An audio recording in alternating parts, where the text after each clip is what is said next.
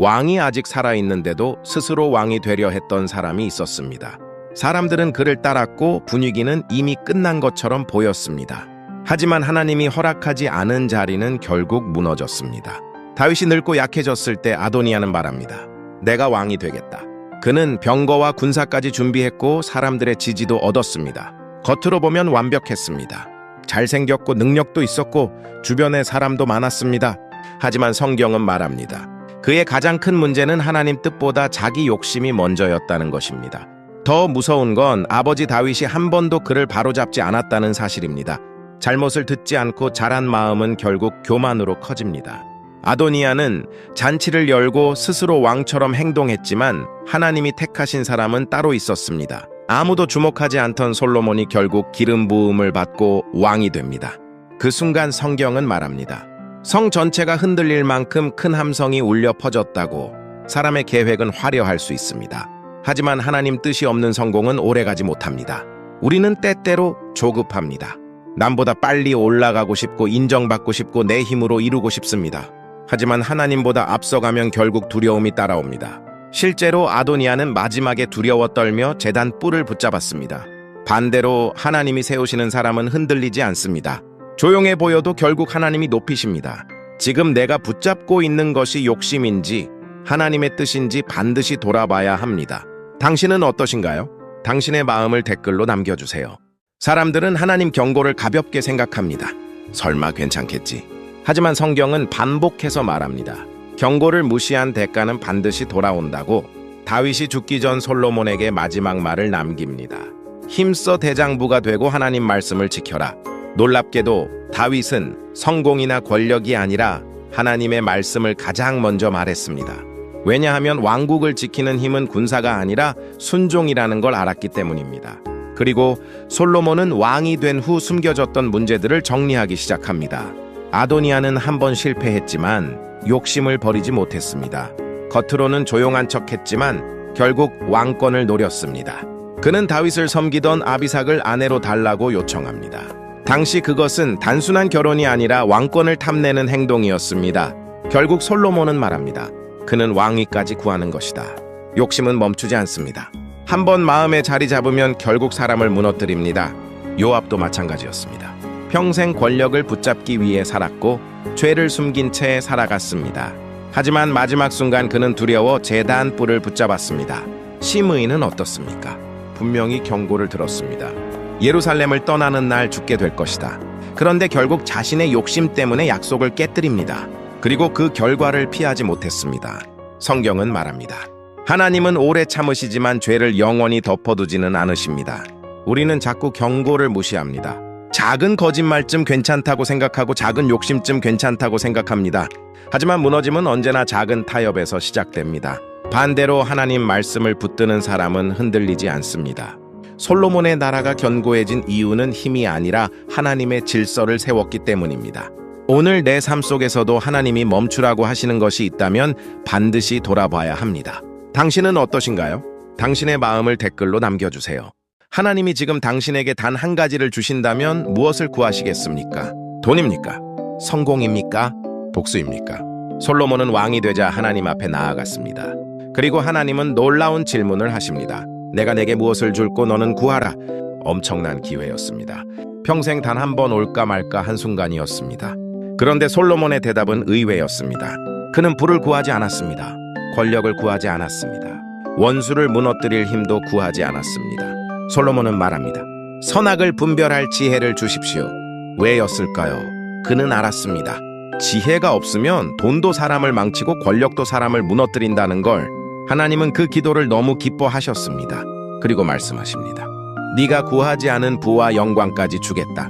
많은 사람들은 결과만 원합니다. 하지만 하나님은 먼저 중심을 보십니다. 솔로몬은 완벽한 사람이 아니었습니다. 성경은 그가 하나님을 사랑했지만 동시에 산당에서도 제사했다고 말합니다. 우리 모습과 너무 비슷하지 않습니까? 하나님을 믿는다고 하면서도 여전히 세상 방식과 욕심을 내려놓지 못합니다. 그런데도 하나님은 그런 솔로몬에게 기회를 주셨습니다. 왜냐하면 그의 마음에 하나님을 향한 갈망이 있었기 때문입니다. 그리고 이어지는 장면에서 진짜 지혜가 드러납니다. 두 여인이 한 아이를 두고 싸웁니다. 서로 자기 아이라고 주장했습니다. 그때 솔로몬은 충격적인 말을 합니다. 아이를 반으로 나누라. 진짜 어머니는 아이를 살리기 위해 자신의 권리를 포기했습니다. 그 모습을 본 솔로몬은 바로 진실을 알아냈습니다. 진짜 사랑은 소유보다 생명을 선택합니다. 오늘 우리도 하나님께 수많은 것을 구합니다. 하지만 가장 먼저 구해야 할 것은 지혜로운 마음인지 모릅니다. 무엇이 옳은지 분별하는 마음, 욕심보다 하나님 뜻을 선택하는 마음, 그 마음이 인생을 바꿉니다. 당신은 어떠신가요? 당신의 마음을 댓글로 남겨주세요. 솔로몬의 시대는 모두가 부러워하는 시대였습니다. 나라에는 평화가 있었고 백성들은 풍요로웠습니다. 성경은 말합니다. 각기 포도나무 아래와 무화과 나무 아래서 안연히 살았다. 하지만 놀라운 사실이 있습니다. 그 엄청난 번영의 시작은 돈이 아니었습니다. 하나님은 솔로몬에게 먼저 지혜를 주셨습니다. 우리는 자꾸 결과만 원합니다. 성공한 인생, 유명한 삶, 많은 돈. 그런데 하나님은 먼저 사람의 내면을 세우십니다. 성경은 솔로몬에게 하나님이 넓은 마음을 주셨다고 말합니다. 지혜는 단순히 머리가 좋은 것이 아닙니다. 사람을 이해하는 마음입니다. 분별하는 마음입니다. 욕심보다 하나님 뜻을 선택하는 마음입니다. 솔로몬은 나라를 체계적으로 세웠습니다. 각 사람에게 역할을 맡기고 질서를 만들었습니다. 그래서 나라 전체가 안정되었습니다. 진짜 지혜는 혼자 빛나는 것이 아니라 모두를 살게 만듭니다. 그리고 솔로몬의 지혜는 세상을 놀라게 했습니다. 수많은 나라의 왕들이 그의 말을 들으러 찾아왔습니다. 그런데 성경을 자세히 보면 더 놀라운 장면이 있습니다. 솔로몬은 나무와 짐승과 새와 물고기까지 연구했습니다. 왜냐하면 진짜 지혜는 삶 전체를 바라보기 때문입니다. 하나님이 주시는 지혜는 교회 안에서만 쓰는 것이 아닙니다. 가정에서도 필요하고 인간관계에서도 필요하고 돈을 쓸 때도 필요합니다. 그런데 많은 사람은 지혜 없이 성공만 원합니다. 지혜 없는 성공은 결국 교만이 되고 지혜 없는 돈은 결국 사람을 무너뜨립니다. 솔로몬 시대의 평화는 우연이 아니었습니다. 하나님이 주신 지혜 위에 세워진 결과였습니다. 오늘 우리 삶도 마찬가지입니다. 당장 눈앞의 결과보다 먼저 구해야 할 것이 있습니다. 하나님 뜻을 분별하는 마음, 사람을 살리는 마음, 그리고 흔들리지 않는 지혜입니다. 당신은 어떠신가요? 당신의 마음을 댓글로 남겨주세요. 겉으로는 모두 하나님을 위해 사는 것처럼 보입니다. 하지만 하나님은 결과보다 중심을 먼저 보십니다. 다윗은 평생 하나님 성전을 짓고 싶어 했습니다. 하지만 하나님은 허락하지 않으셨습니다. 왜였을까요? 성경은 말합니다. 다윗은 너무 많은 피를 흘렸기 때문입니다. 반면 솔로몬은 전쟁이 멈춘 평화의 시대의 왕이 되었습니다. 그리고 그는 가장 먼저 하나님 성전을 짓기로 결심합니다. 놀라운 건 솔로몬이 자기 궁전보다 하나님 성전을 먼저 생각했다는 것입니다. 많은 사람은 성공하면 자기 이름을 남기고 싶어 합니다. 더 큰 집, 더 많은 돈, 더 높은 자리. 그런데 솔로몬은 말합니다. 나는 여호와의 이름을 위하여 전을 건축하려 한다. 하나님 중심의 사람은 자기 이름보다 하나님 이름이 높아지길 원합니다. 그리고 하나님은 그런 솔로몬에게 필요한 사람들을 붙여주셨습니다. 두로 왕 히람까지 솔로몬을 돕기 시작합니다. 심지어 이방 왕조차 하나님이 주신 지혜를 인정했습니다. 성경은 말합니다. 여호와께서 솔로몬에게 지혜를 주셨다. 진짜 지혜는 혼자 모든 걸 하는 것이 아닙니다. 사람과 협력할 줄 알고 질서를 세울 줄 아는 것입니다. 솔로몬은 수많은 사람을 조직하고 돌을 다듬고 재료를 준비하며 성전을 세워갑니다. 하나님의 일은 하루아침에 완성되지 않습니다. 보이지 않는 준비와 헌신 위에 세워집니다. 우리 인생도 마찬가지입니다. 당장 눈에 띄는 결과만 바라보지만 하나님은 오늘도 우리의 중심과 준비를 보고 계십니다. 그리고 중요한 건 이것입니다. 내가 하고 있는 일이 정말 하나님을 위한 것인지 아니면 결국 내 이름을 위한 것인지 같은 신앙생활을 해도 중심이 다르면 결과도 완전히 달라집니다. 오늘 하나님은 우리에게도 묻고 계십니다. 너는 누구의 이름을 위해 살고 있느냐? 당신은 어떠신가요? 당신의 마음을 댓글로 남겨주세요. 사람들은 겉모습에 속습니다. 크고 화려하면 성공했다고 생각합니다. 하지만 하나님은 전혀 다른 것을 보십니다. 솔로몬은 하나님 성전을 짓기 시작했습니다. 온 성전은 금으로 덮였고 가장 아름다운 재료들로 채워졌습니다. 그런데 하나님은 성전이 완성되기도 전에 이렇게 말씀하십니다. 네가 내 계명을 지키면 내가 너와 함께하겠다.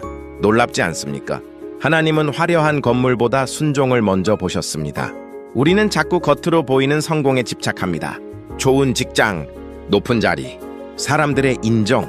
하지만 하나님은 오늘도 우리의 중심을 보고 계십니다. 성경은 또 놀라운 사실을 말합니다. 성전을 지을 때 망치 소리가 들리지 않았다고 합니다. 왜냐하면 돌을 미리 다듬어 가져왔기 때문입니다. 하나님도 우리의 인생을 그렇게 준비시키십니다.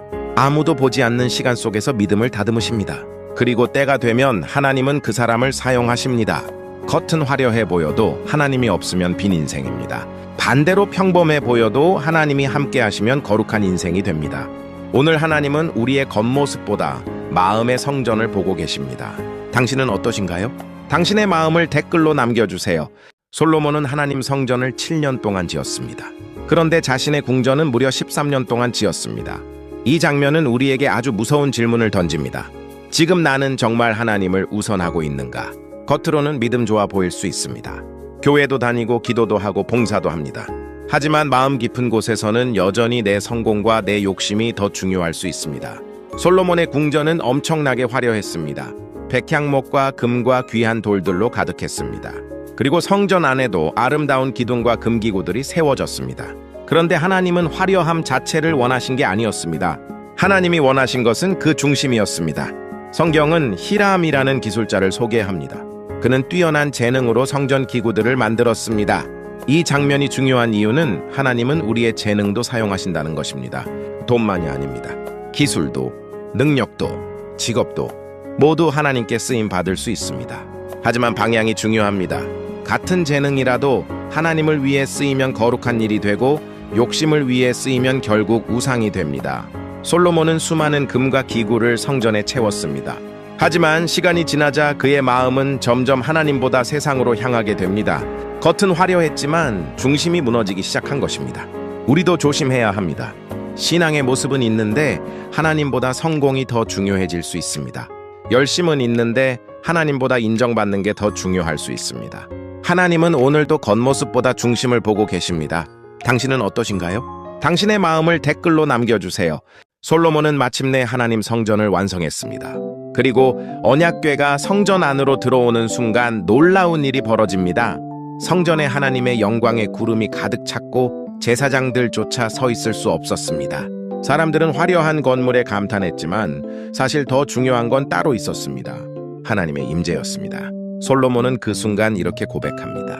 하늘과 하늘들의 하늘이라도 주를 담을 수 없는데 내가 지으니 전이 오리이까. 무슨 뜻일까요? 아무리 큰 성전도 하나님을 가둘 수 없다는 것입니다. 하나님은 건물보다 사람의 마음 가운데 거하시길 원하셨습니다. 그리고 솔로몬은 계속해서 기도합니다. 우리가 죄를 짓고 넘어질 때에도 이 기도를 들으시고 용서해 주십시오. 이 장면이 너무 중요합니다. 성전의 진짜 목적은 완벽한 사람만 오는 곳이 아니었습니다. 죄인이 다시 하나님께 돌아오는 곳이었습니다. 우리는 자꾸 하나님 앞에서 완벽해야 한다고 생각합니다. 그래서 실패하면 숨고 무너지고 포기합니다. 하지만 솔로몬은 알고 있었습니다. 범죄하지 않는 사람은 없다. 그래서 중요한 건 넘어지지 않는 인생이 아니라 다시 하나님께 돌아오는 마음입니다. 성경은 마지막에 사람들이 기뻐하며 집으로 돌아갔다고 기록합니다. 왜냐하면 하나님이 함께 하시는 기쁨은 세상이 줄 수 없는 평안이기 때문입니다. 오늘 하나님은 화려한 겉모습보다 하나님께 돌아오는 마음을 찾고 계십니다. 당신은 어떠신가요? 당신의 마음을 댓글로 남겨주세요. 솔로몬은 하나님 성전도 완성했고 왕궁도 완성했습니다. 모든 것이 성공처럼 보였습니다. 그때 하나님이 다시 나타나십니다. 그리고 놀라운 말씀을 하십니다. 내 기도를 들었다. 하지만 바로 이어서 경고하십니다. 만일 너와 네 자손이 나를 떠나 다른 신을 섬기면 이 성전도 버려질 것이다. 충격적이지 않습니까? 하나님은 성전 자체보다 하나님을 향한 마음을 더 중요하게 보셨습니다. 아무리 큰 축복을 받아도 하나님을 떠나면 무너질 수 있다는 것입니다. 우리는 자꾸 착각합니다. 한번 은혜 받으면 괜찮을 거라고, 한번 성공하면 안전할 거라고. 하지만 믿음은 과거가 아니라 오늘의 방향입니다. 솔로몬은 엄청난 건축과 부와 권력을 이루었습니다. 나라가 강해졌고 금은 넘쳐났습니다. 그런데 성경은 조용히 경고를 시작합니다. 솔로몬은 점점 더 많은 것을 가지기 시작했고 세상 방식과 가까워지기 시작했습니다. 겉은 화려했지만 중심은 조금씩 흔들리고 있었던 것입니다. 하나님은 말씀하십니다. 내 계명을 버리면 이 모든 것이 무너질 것이다. 결국 무너짐은 하루아침에 오지 않습니다.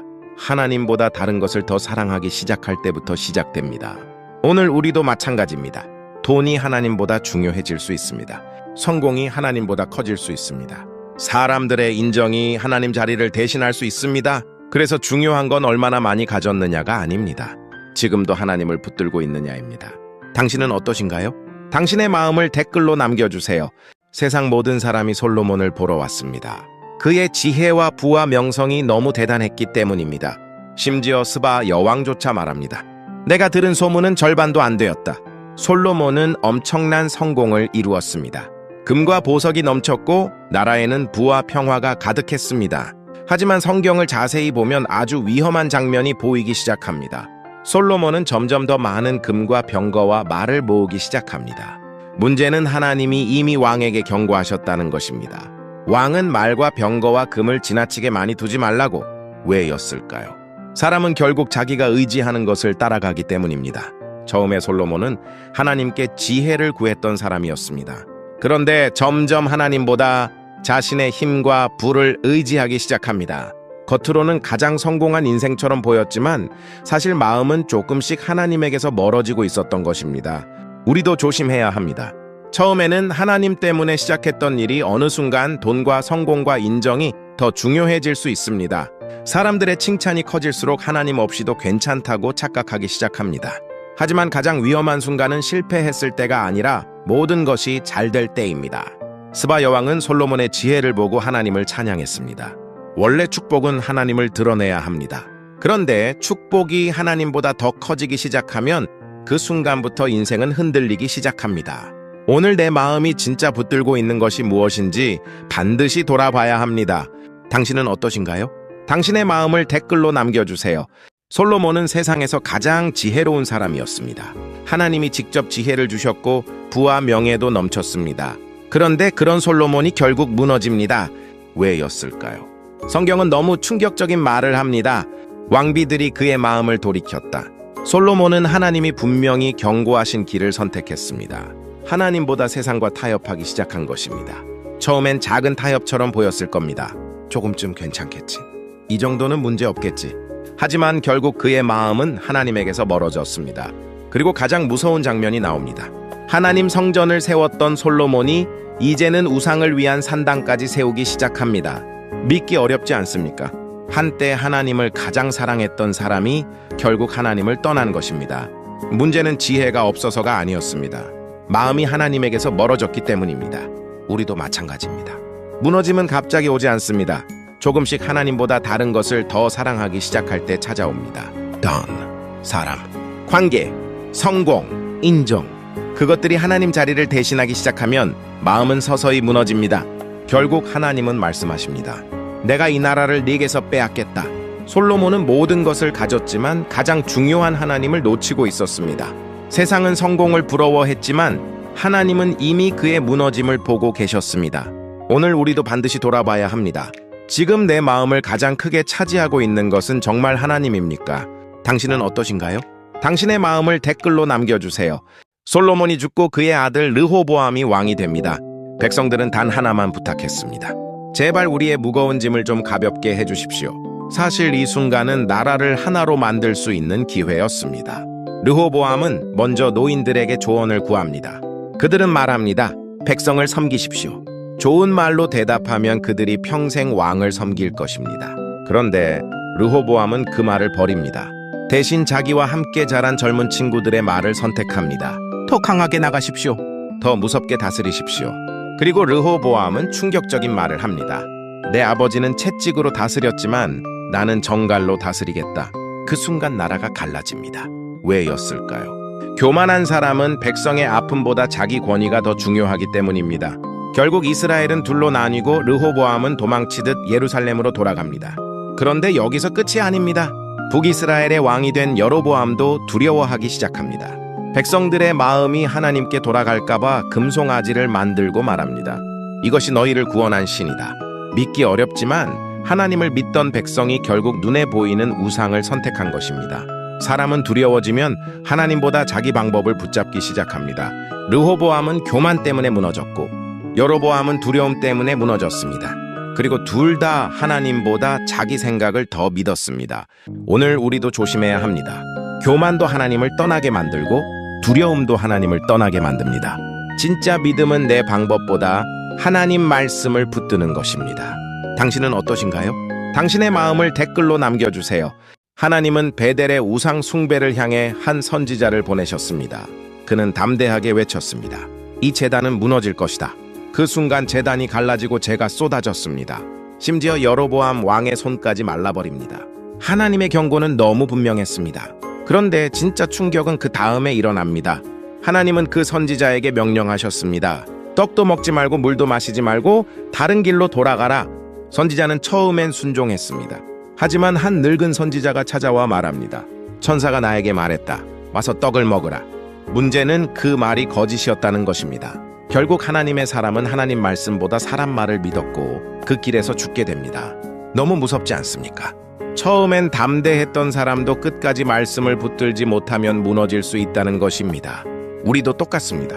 하나님 말씀은 분명한데 사람들의 말이 더 크게 들릴 때가 있습니다.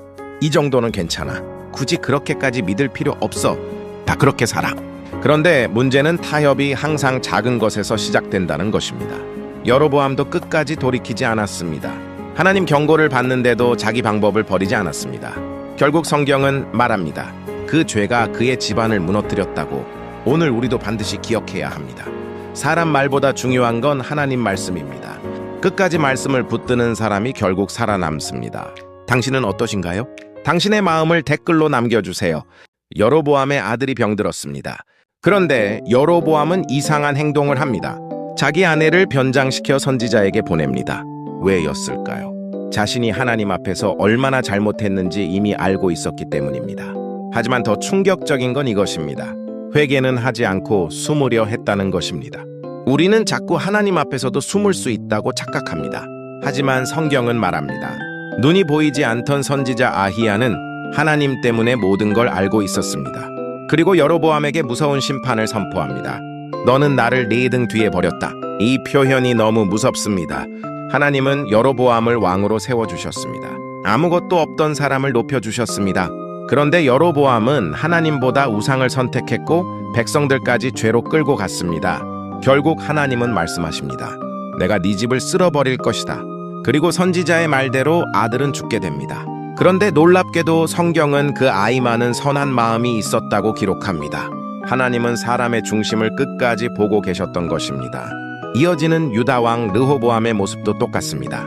그 역시 우상과 죄를 따라갔고 결국 애굽 왕이 쳐들어와 성전의 보물을 다 빼앗아 갑니다. 솔로몬 시대의 금방패는 사라지고 놋방패로 바뀝니다. 겉보기에는 비슷해 보여도 진짜 영광은 이미 떠난 것입니다. 우리도 조심해야 합니다. 하나님을 떠난 인생은 겉은 멀쩡해 보여도 속은 무너지고 있을 수 있습니다. 그리고 하나님은 오늘도 우리의 중심을 보고 계십니다. 숨는 사람보다 돌아오는 사람을 기다리고 계십니다. 당신은 어떠신가요? 당신의 마음을 댓글로 남겨주세요. 다윗의 후손이라고 해서 모두 하나님을 잘 믿은 건 아니었습니다. 아비암은 다윗의 가문에서 태어났지만 그의 삶은 달랐습니다. 성경은 말합니다. 그 마음이 하나님 앞에 온전하지 못했다. 반면 아사 왕은 달랐습니다. 그는 우상을 없애고 죄를 끊어내기 시작합니다. 심지어 자기 어머니가 만든 우상까지 부셔버립니다. 왜였을까요? 진짜 믿음은 사람 눈치보다 하나님을 더 두려워하기 때문입니다. 아사는 완벽한 사람은 아니었습니다. 산당을 완전히 없애지도 못했고 나중에는 사람의 도움을 더 의지하기도 했습니다. 하지만 성경은 중요한 말을 남깁니다. 그의 마음은 일평생 하나님 앞에 온전하였다. 하나님은 완벽함보다 방향을 보십니다. 넘어질 수는 있습니다. 실수할 수도 있습니다.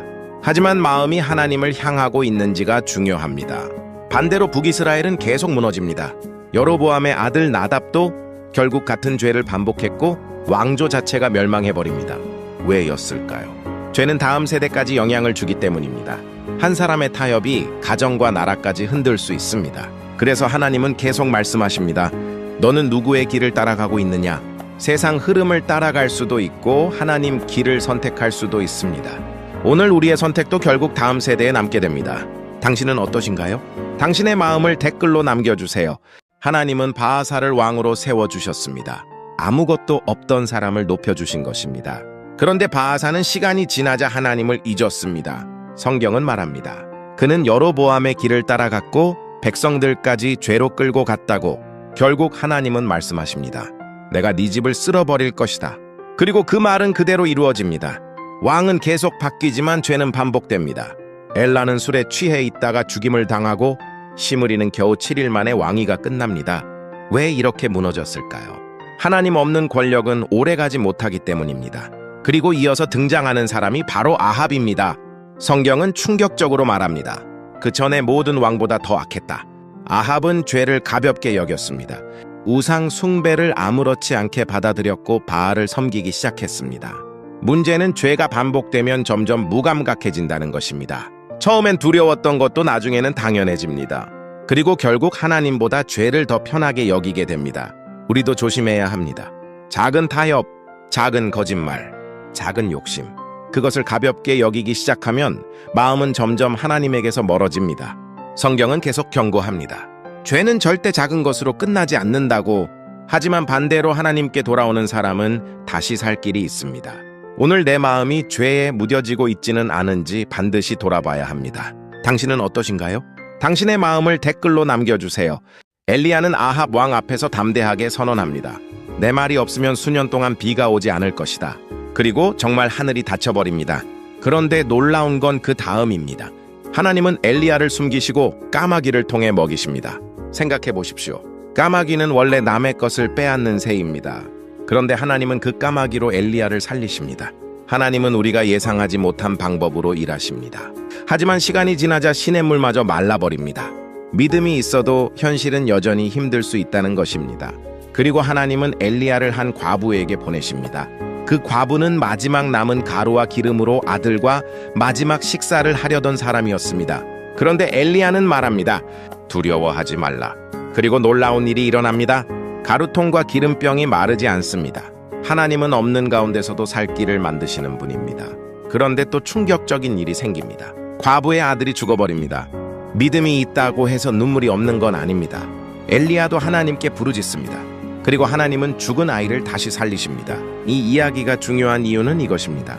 하나님은 단순히 먹을 것을 주시는 분이 아니라 죽은 소망도 다시 살리시는 분이라는 것입니다. 지금 내 삶이 마른 시냇가 같아 보여도 끝난 게 아닙니다. 하나님은 가장 절망적인 순간에도 여전히 일하고 계십니다. 당신은 어떠신가요? 당신의 마음을 댓글로 남겨주세요. 이스라엘은 지금 완전히 무너지고 있었습니다. 3년 동안 비가 오지 않았고 사람들은 바알에게 매달리고 있었습니다. 그때 엘리야가 나타납니다. 그리고 백성들에게 충격적인 말을 던집니다. 너희가 어느 때까지 두 사이에서 머뭇머뭇하려느냐. 하나님도 믿고 세상도 붙잡으려는 마음. 엘리야는 그걸 정면으로 지적한 것입니다. 결국 갈멜산에서 대결이 시작됩니다. 바알 선지자 450명과 엘리야 단 한 사람. 숫자로 보면 이미 끝난 싸움 같았습니다. 바알 선지자들은 하루 종일 소리 지르고 몸에 상처까지 내며 기도합니다. 하지만 아무 응답도 없었습니다. 왜냐하면 우상은 절대 우리를 살릴 수 없기 때문입니다. 그리고 엘리야가 무너진 제단을 다시 세웁니다. 그는 물까지 붓게 합니다. 사람 눈에는 더 불가능해 보이게 만든 것입니다. 그리고 단 한 번 기도합니다. 하나님, 이 백성의 마음을 돌이켜 주십시오. 그 순간 하늘에서 불이 내려옵니다. 백성들은 외칩니다. 여호와 그는 하나님이시로다. 진짜 문제는 가뭄이 아니었습니다. 하나님에게서 멀어진 마음이었습니다. 우리도 마찬가지입니다. 교회는 다니지만 여전히 세상 방식을 더 의지할 수 있습니다. 기도는 하지만 마음은 돈과 사람과 현실에 붙잡혀 있을 수 있습니다. 엘리야는 오늘 우리에게도 묻습니다. 언제까지 두 마음으로 살 것이냐? 하나님은 반쪽짜리 믿음이 아니라 온전한 마음을 원하십니다. 당신은 어떠신가요? 당신의 마음을 댓글로 남겨주세요. 갈멜산에서 불을 내렸던 엘리야. 450명의 바알 선지자와 맞섰던 그 사람이 갑자기 도망치기 시작합니다. 이유는 단 하나였습니다. 이세벨의 말 한마디. 내가 너를 죽이겠다. 놀랍지 않습니까? 조금 전까지 담대했던 사람이 이제는 로뎀나무 아래서 죽고 싶다고 말합니다. 하나님 이제 충분합니다.